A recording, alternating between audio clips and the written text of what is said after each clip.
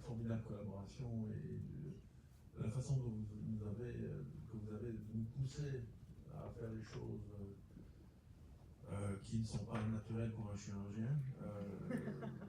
La première fois que j'ai entendu parler du papier de l'équipe de Clavien qui a fait une étude randomisée, drain, pas drain, en greffe 2 fois, je dis mais ils sont complètement fous. Et maintenant, dans la moitié des transplantations, j'en ai plus. Bon, bah, je crois que c'est la moitié, mais je ne dis pas les paires, j'en mets des impaires.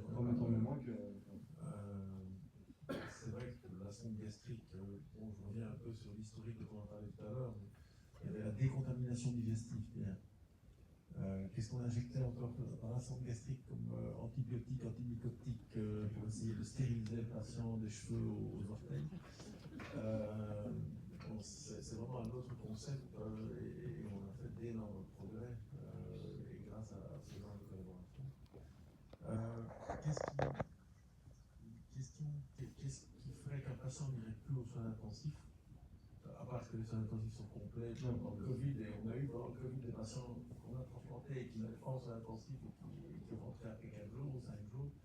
Mais c'est vrai qu'on sélectionnait à ce moment-là probablement les meilleurs patients. Mais qu'est-ce qui pourrait faire que nos patients n'aient plus en soins intensifs?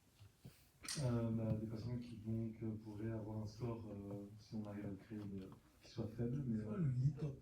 LITOP, c'est Liver Transplantation Optimization. Mais un patient en fait qui, dans la décision collégiale en fin d'intervention, bien sûr est extubé, parce que l'USPA s'y prête peu, a eu une analgésie complète, a un taux de lactate qui est rassurant et normotherme, n'est pas dépendant de la noradrénale, en tout cas pas à des doses extrêmes, n'a pas un risque d'hémorragie précoce estimé comme important, et pas de place en verre, ça tu l'as dit quand même si la John n'est plus là, et Tim Shaw n'est pas là, mais ils ont spécialisé la réanimation, et aujourd'hui au Cousin D, un patient qui va bien transplanter la veille, alors la nuit non, mais la veille, sort le J1 le matin. Il n'y a plus de normalisation de 2-3 jours en réel. En tout cas, vraiment, il y a eu de la même manière. Hein.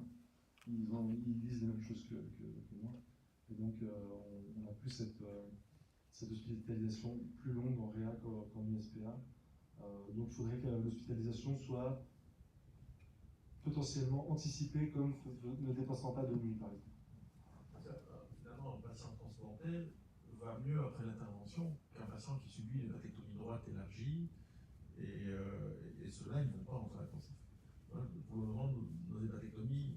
Ils vont même plus à l'USPA. Ils vont même plus passer la nuit en réveil. Or, comme je l'ai dit. Quelque part, ils ont une fonction hépatique qui est beaucoup plus altérée dans les premiers jours que le patient transplanté.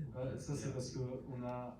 Et ils ont par exemple, avec la chirurgie hépatique, on a 10 ans de RAC derrière nous, 7 ans au CHU, et donc on a confiance. Comme nos patients, on arrive à les anticiper, ils sont bien suivis par le PHCD quand même, et une équipe qui est quand même assez folle. On va peut-être faire une série avec